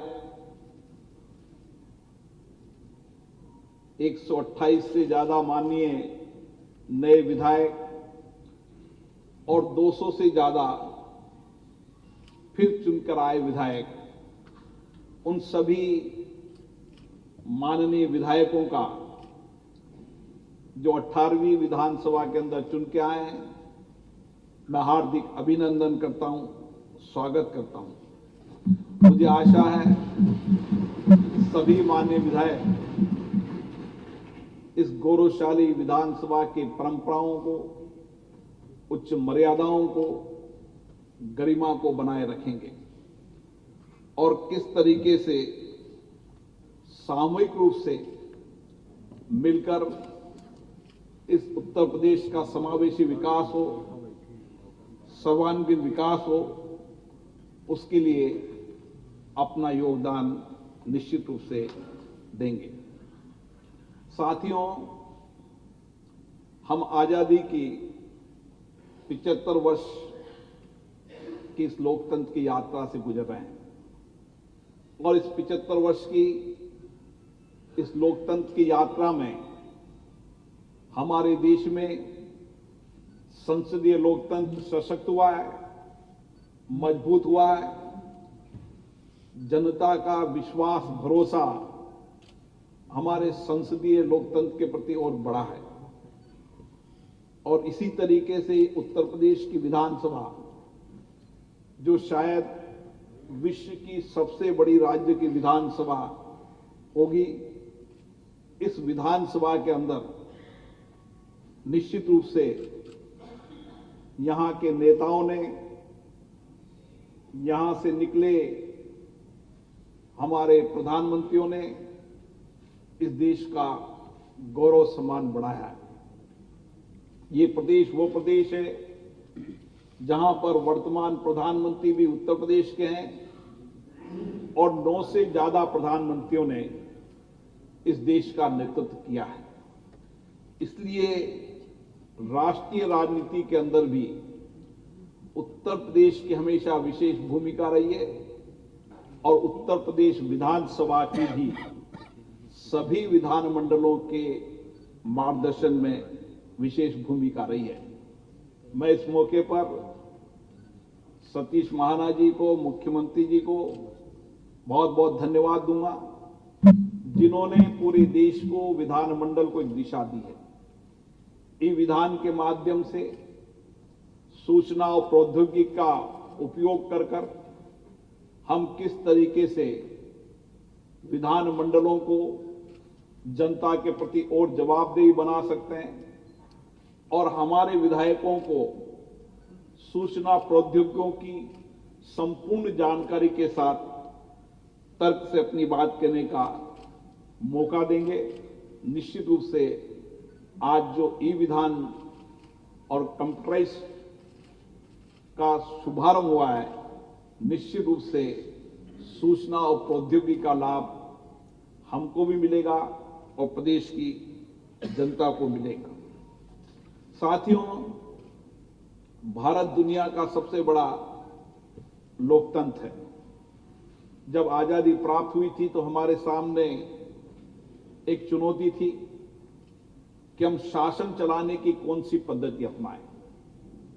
लेकिन हमारे मनीषियों ने उत्तर प्रदेश में विशेष रूप से जवाहरलाल नेहरू ले लें, बाबा साहब अंबेडकर ले लें, तमाम नेताओं ने बड़ी सूझबूझ के साथ संसदीय प्रणाली अपनाई। आज दुनिया के अंदर शासन चलाने की सर्वश्रेष्ठ पद्धति है तो संसदीय लोकतंत्र की प्रणाली है। और इसीलिए मैं कह सकता हूं कि इस समय हमारी बड़ी जिम्मेदारी हो जाती है कि हम किस तरीके से इस संसदीय लोकतंत्र के माध्यम से अपने दायित्वों को निभाते हुए जनता की अपेक्षाएं, आकांक्षाएं, विश्वास, भरोसे को कायम रखें। जनता ने बहुत विश्वास के साथ, भरोसे के साथ आपको चुनकर भेजा है और प्रतिनिधि सभा के रूप में आप लाखों लोगों का प्रतिनिधित्व करते हैं। किस तरीके से आप उनकी चिंताओं को, उनके अभावों को, उनकी कठिनाइयों को, उनको समस्याओं को सदन के माध्यम से सरकार तक पहुंचाएं। ठीक कहा मुख्यमंत्री जी ने कि ये सदन एक ऐसा केंद्र है जहां पर पूरे राज्य की जनता की भावनाओं का, 25 करोड़ लोगों की भावनाओं की, उनकी चिंताओं की, उनके अभावों की, उन कठिनाइयों का अगर एक साथ एक जगह उन सबका समावेश हो सकता है तो विधानसभा और संसद में हो सकता है।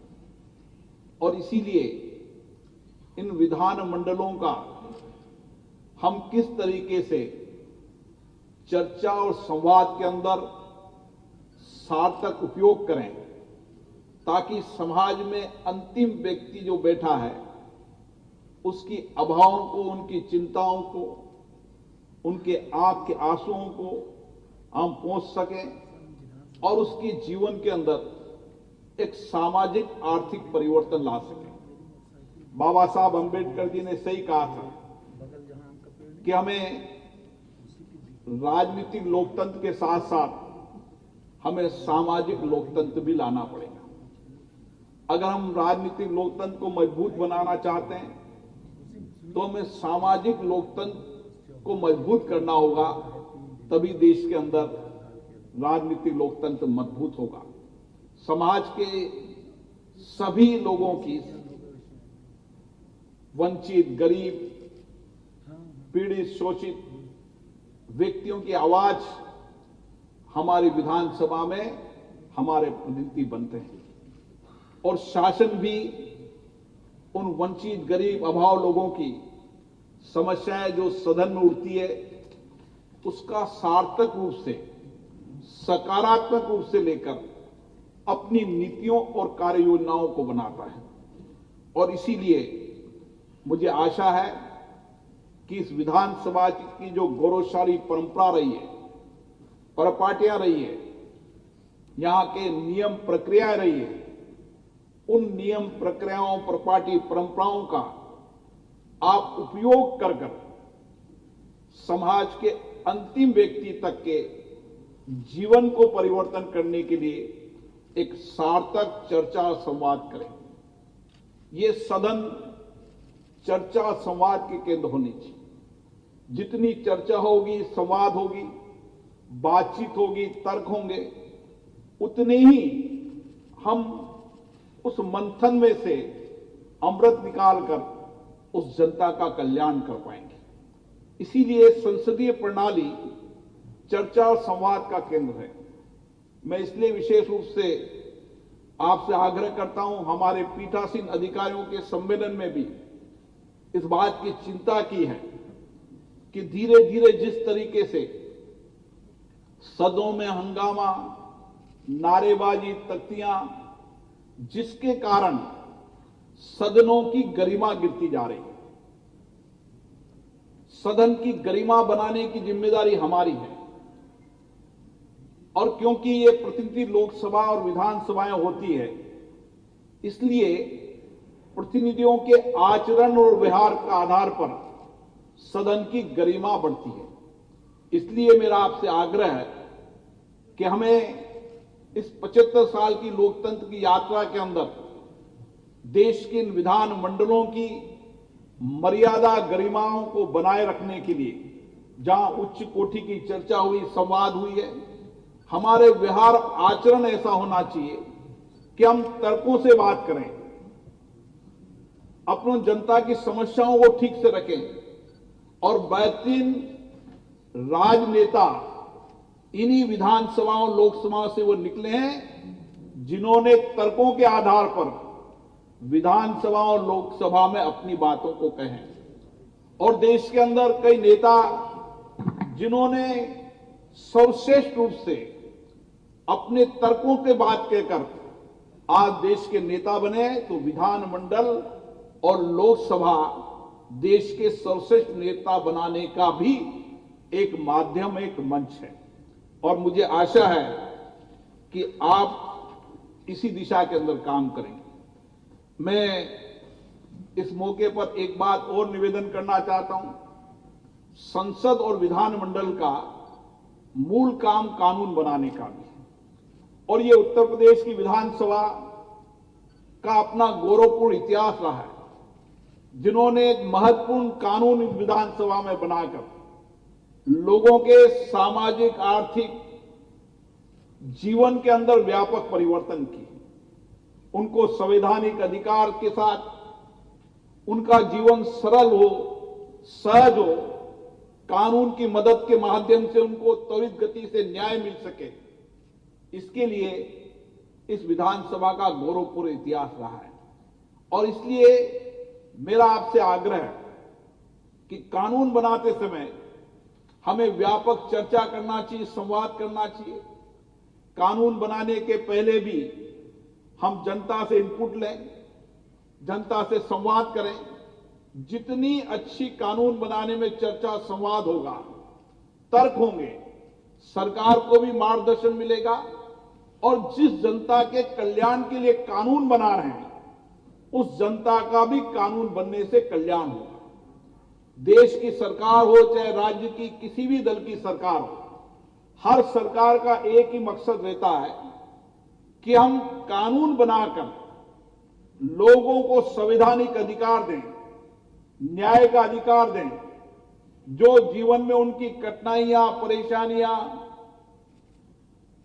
दैनिक जीवन में आती है उसको सरलता दें। और इसीलिए अब कानून बनाते समय जिस तरीके से चर्चा संवाद की कमी आ रही वह हमारे लिए चिंता का विषय है। मैं आपसे आग्रह करना चाहता हूं कि हमारे नए माननीय विधायक हैं, उनको पुरानी चर्चाएं, डिबेटें, उनका भी अनुभव प्राप्त करना चाहिए, क्योंकि ई विधानसभा होने के बाद और जिस तरीके से हमने एक प्रयास किया, एक देश एक विधायी प्लेटफॉर्म, जिस पर आपको पूरी देश की विधानसभाएं, लोकसभा, राज्यसभा, सारे सदनों की कार्रवाई आपको एक प्लेटफॉर्म पर मिलने लगेगी और आप देख सकते हैं कि किस तरीके से किस कानूनों पर किस तरीके की चर्चा हुई, संवाद हुई। जितनी आप पुरानी डिबेटों का अध्ययन करेंगे, रिसर्च करेंगे, उतना ही बेहतर तरीके से कानून पर आप चर्चा कर पाएंगे। इसलिए मेरी आप लोगों से अपेक्षा है कि आप उन डिबेटों, चर्चाओं का अध्ययन करें, रिसर्च करें और अधिकतम समय विधानसभा में बैठने का हमें प्रयास करना चाहिए। जितनी देर आप विधानसभा के अंदर बैठेंगे, आपको उतनी देर अनुभवी विधायकों का मार्गदर्शन मिलेगा, उनके द्वारा कई बातों, तर्कों को आपको समझने का मौका मिलेगा, ताकि आप भी ठीक तरीके से अपनी बातों को, तर्कों को रखेंगे। क्योंकि मैं अभी नया अनुभव देख रहा हूं कि विधानसभा के अंदर बैठने की उपस्थिति की संख्या कम होती जा रही है। यह हमारे लिए चिंता का विषय है। हमें जनता ने चुनकर भेजा इस विधानसभा के लिए, विधानसभाओं की कार्रवाई में भाग लेकर उनकी बातों को, उनकी कठिनाई के लिए। तो मेरा आग्रह है कि आप इस दिशा की ओर भी काम करेंगे और कोशिश करेंगे कि देश और दुनिया की सबसे बड़ी विधानसभा चर्चा संवाद का वह केंद्र बने जो सभी विधानसभाओं का मार्गदर्शन कर सकें। मैंने माननीय अध्यक्ष जी से निवेदन किया है कि हम किस तरीके से जब नई टेक्नोलॉजी का उपयोग कर रहे हैं, सूचना प्रौद्योगिकी का उपयोग कर रहे हैं, इतने कम समय के अंदर, इस 1.5 महीने के अंदर माननीय अध्यक्ष महोदय ने माननीय मुख्यमंत्री जी के मार्गदर्शन में जिस तरीके से ई विधान और पेपरलेस विधानसभा की ओर कदम बढ़ाए, निश्चित रूप से उसी दिशा के अंदर हमारी लाइब्रेरी, हमारा संग्रहालय देश और दुनिया का सबसे सर्वश्रेष्ठ संग्रहालय होना चाहिए। हमारी रिसर्च विंग एक बेहतर रिसर्च विंग होना चाहिए। हम हमारे विधायकों की कैपेसिटी बिल्डिंग कैसे कर सकते हैं, उसके लिए समय समय पर देश के बड़े बड़े विद्वानों का समय समय पर प्रबोधन कार्यक्रम होना चाहिए, ताकि हम हमारे कैपेसिटी बिल्डिंग करते हुए हमारे विधायकों की तर्क चर्चा को तीव्र संवाद के रूप में परिवर्तन कर सकें, एक बेहतर चर्चा संवाद कर सकें। इसके लिए उनकी कैपेसिटी बिल्डिंग के लिए भी हमें व्यापक प्रयास करने की आवश्यकता है। साथियों, जैसा कि नेता सदन ने बताया, प्रतिपक्ष के नेता ने भी बताया कि सूचना प्रौद्योगिकी का जितना उपयोग शासन और प्रशासन में होता है, उतनी शासन और प्रशासन में पारदर्शिता आती है। उसी तरीके से हम भी अगर विधानसभाओं के अंदर जितना सूचना प्रौद्योगिकी का उपयोग करेंगे, उतना ही अच्छा तर्क संवाद चर्चा कर पाएंगे। इसलिए इस देश के अंदर माननीय प्रधानमंत्री जी के नेतृत्व में जो नया परिवर्तन देश के अंदर हुआ है कि किस तरीके से हमने सूचना प्रौद्योगिकी को परिवर्तन करके शासन को जवाबदेही बनाया, प्रशासन को पारदर्शिता बनाई और एक ईमानदार शासन हो, बिना पक्षपात के, बिना भेदभाव के। जितना मानव संसाधन का उपयोग कम होगा, जितनी तकनीकी का उपयोग होगा, उतनी शासन प्रशासन के अंदर पारदर्शिता आएगी। और इस देश के रूप में प्रधानमंत्री जी ने उत्तर प्रदेश के ने इस दिशा के अंदर व्यापक प्रयास किया है, लोगों की जवाबदेही के साथ काम किया है। मुझे आशा है कि चाहे सत्ता में बैठे हैं, चाहे प्रतिपक्ष में बैठे हैं, हम सबका एक ही ध्येय और एक ही लक्ष्य है कि हम किस तरीके से हमारे प्रदेश की 25 करोड़ जनता के सामाजिक आर्थिक जीवन में परिवर्तन ला सके, कैसे समाज के अंतिम व्यक्ति के जीवन के अंदर एक व्यापक परिवर्तन लाकर समाज के वंचित, गरीब, अभाव में रहने वाले लोगों के जीवन परिवर्तन कर सकें। इसके लिए हम यहां विधानसभा में आए हैं। मुझे आशा है इस विधानसभा में इसी दायित्वों का हम निर्वहन करते हुए प्रदेश के समावेशी विकास के लिए अपनी संपूर्ण ऊर्जा से, अपने कठोर परिश्रम से, निष्ठा से, प्रतिबद्धता के साथ, एक सकारात्मक चर्चा के साथ इस प्रदेश का व्यापक विकास करेंगे और आने वाले समय के अंदर इस देश और दुनिया के अंदर, इतना बड़े राज्य के अंदर हम किस तरीके से समावेशी रूप में संपूर्ण क्षेत्र का, सभी लोगों का विकास करने के लिए इस विधानसभा के अंदर सामूहिकता के साथ मिलकर काम करेंगे। चाहे पक्ष हो, चाहे प्रतिपक्ष हो, सबकी अपनी अपनी जिम्मेदारी है, लेकिन सब सामूहिकता से इस बात की जिम्मेदारी मानते हैं कि मेरा प्रदेश कैसे आगे बढ़े और उसमें मेरा क्या योगदान हो, इसके लिए मुझे आशा है सकारात्मक रूप से पक्ष और विपक्ष मिलकर काम करेंगे। जहां पर शासन और प्रशासन में कुछ कमी आएगी, इस विधान मंडलों के माध्यम से प्रतिपक्ष के रूप में हमारी भूमिका रहेगी कि शासन में जवाब दे रहे, प्रशासन में पारदर्शिता रहे।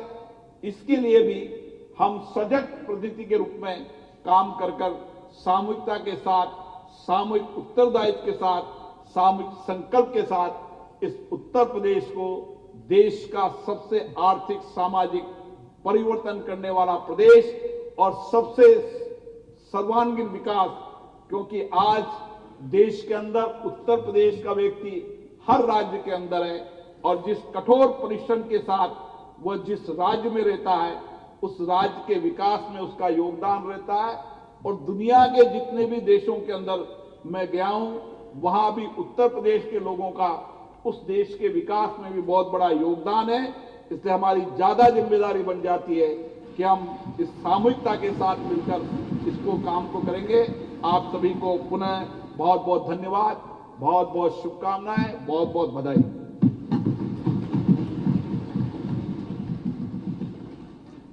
धन्यवाद माननीय अध्यक्ष महोदय।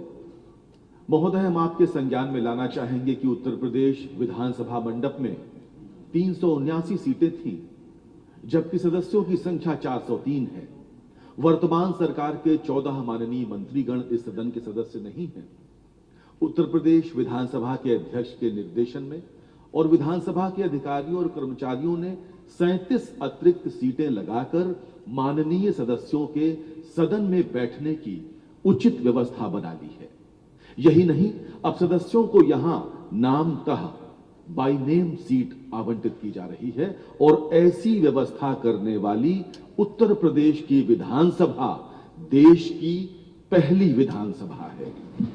मीलों हो फासले, हारो मत हौसले, लक्ष्य पाने के लिए केवल समर्पण चाहिए, कुछ कर गुजरने के लिए मौसम नहीं मन चाहिए।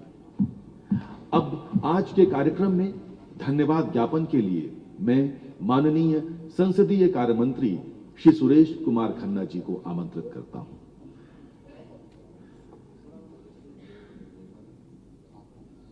आज के कार्यक्रम के मुख्य आकर्षण और लोकसभा के माननीय अध्यक्ष आदरणीय श्री ओम बिरला जी, इस विधानसभा के सम्माननीय अध्यक्ष आदरणीय श्री सतीश महाराज जी, उत्तर प्रदेश के यशस्वी मुख्यमंत्री आदरणीय योगी आदित्यनाथ जी, नेता प्रतिपक्ष आदरणीय श्री अखिलेश यादव जी, यहां पर उपस्थित माननीय उप मुख्यमंत्री सहित सभी सम्मानित मंत्रीगण, सभी सम्मानीय सदस्यगण, लोकसभा के जनरल सेक्रेटरी तथा उत्तर प्रदेश विधानसभा के प्रमुख सचिव सहित सभी अधिकारीगण,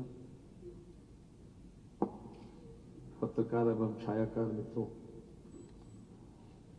आज उत्तर प्रदेश की विधानसभा में एक नया अध्याय जुड़ा है। हमारे प्रधानमंत्री जी की मंशा के अनुरूप, जो हमेशा तकनीक को बढ़ावा देने की बात करते हैं, उनका एक और सपना साकार उत्तर प्रदेश ने किया है। हम सब सहमत हैं कि मेहनत के माध्यम से हम सीमित तरक्की कर सकते हैं, लेकिन तकनीक के माध्यम से, टेक्नोलॉजी के माध्यम से हम अनंत ऊंचाइयों को छू सकते हैं। और मैं समझता हूं कि हमारे माननीय मुख्यमंत्री जी ने, माननीय विधानसभा अध्यक्ष ने इस मंत्र को आत्मसात किया है। आज मैं विशेष रूप से अपने सभी अतिथियों का और विशेष रूप से माननीय बिरला जी का धन्यवाद देने खड़ा हुआ हूं। राजस्थान के शूरवीरों की धरती से पधारे, जहां का इतिहास शौर्य और वीरता से भरा है। लोकसभा के वर्तमान अध्यक्ष जो कि विधानसभा में, राजस्थान की विधानसभा में 3 बार सदस्य के रूप में रह चुके हैं और दूसरी बार भारत की लोकसभा के सदस्य चुने गए बूंदी कोटा से। वर्तमान में आज हमारे मुख्य अतिथि के रूप में हमको मार्गदर्शन देने के लिए पधारे हैं। मैं उनका विशेष रूप से धन्यवाद देता हूं, क्योंकि उन्होंने हमेशा समाज सेवा को ही अपना धर्म माना, अपना कर्तव्य माना और हमेशा ज़रूरतमंदों की भोजन, कपड़ा, दवाई और पढ़ाई की चिंता करते हुए राजनीति में युवाओं को लगातार प्रेरणा देते रहे। ऐसे माननीय बिरला जी ने अपना बहुमूल्य समय आज के इस प्रबोधन व ई विधान कार्यक्रम के लिए समय निकाला। मैं उनका विशेष रूप से आभार प्रकट करता हूं। आज के इस भौतिकवादी युग में आध्यात्मिक चेतना के प्रतीक प्रदेश में कुशल प्रशासन तथा कानून व्यवस्था तथा विकास कार्यों के बल पर 37 वर्ष बाद मुख्यमंत्री रहते हुए पुनः मुख्यमंत्री पद के लिए जनता की परीक्षा पास करने वाले दृढ़ निश्चयी जन जन के नेता, उत्तर प्रदेश का परसेप्शन बदलने वाले आदरणीय योगी आदित्यनाथ जी का मैं आभारी हूं, जिनकी प्रेरणा से आज ये ई विधान का उद्घाटन हुआ तथा उनके प्रेरणादायी उद्बोधन के लिए मैं धन्यवाद देता हूं। कानपुर की धरती से पधारे मृदुभाषी, हरदिल अजीज, 8 बार के विधायक व कई बार उत्तर प्रदेश में कई विभागों के मंत्री रहे माननीय सतीश महाना जी को विधानसभा को 1.5 माह में इस रूप में प्रस्तुत करने वाले तथा ई विधान को लागू करने के लिए मैं बधाई व धन्यवाद देता हूं। राजनीतिक परिवार में पले बढ़े तथा कम उम्र में ही उत्तर प्रदेश जैसे बड़े राज्य का मुख्यमंत्री बनने का सौभाग्य प्राप्त करने वाले समाजवादी पार्टी के राष्ट्रीय अध्यक्ष, वर्तमान में विधानसभा में नेता प्रतिपक्ष, जो लोकसभा विधान परिषद में रहने के बाद विधानसभा में आए हैं, को भी मैं धन्यवाद देता हूं कि उन्होंने अपने व्यस्ततम समय में से आज के इस प्रबोधन कार्यक्रम के लिए समय निकाला। इसके लिए भी मैं उनको धन्यवाद देता हूं। मैं उत्तर प्रदेश के माननीय उप मुख्यमंत्री श्री ब्रजेश पाठक जी तथा सभी माननीय मंत्रीगणों को भी धन्यवाद देता हूं कि जो उन्होंने आज इस कार्यक्रम में सहभागिता करके कार्यक्रम का मान बढ़ाया है। इसके साथ ही मैं अपने सभी विधायक साथियों को भी धन्यवाद देता हूं, जिन्होंने इस कार्यक्रम में सम्मिलित होने के लिए अपना बहुमूल्य समय निकाला। मैं लोकसभा के महासचिव तथा विधानसभा के प्रमुख सचिव सहित सभी अधिकारियों को भी धन्यवाद देता हूं कि जो आज उन्होंने विशेष प्रयास करके इस जो ई विधानसभा बनी है उसमें सहयोग करके इसको कम समय में मूर्त रूप तक पहुंचाया है। मैं अपने पत्रकार गैलरी के सभी मित्रों को भी धन्यवाद देता हूं कि समय समय के ऊपर हम एक दूसरे से मिलकर विचारों का एक्सचेंज भी करते हैं और उनके माध्यम से हमारी सारी बातें मीडिया के माध्यम से जनता तक पहुंचती है। इसके साथ ही सभी लोगों का एक बार आभार प्रकट करते हुए मैं अपनी बात को समाप्त करता हूं और आज के कार्यक्रम के लिए सबको बधाई देता हूं। धन्यवाद। धन्यवाद माननीय संसदीय कार्य मंत्री महोदय। धन्यवाद ज्ञापन के पश्चात आज का यह कार्यक्रम यहीं समाप्त होता है, इस सूचना के साथ कि ई विधान का प्रशिक्षण कार्यक्रम 2 बजे तिलक हॉल में आयोजित है। आप सभी माननीय अतिथिगण कृपया भोजन के लिए प्रस्थान करें।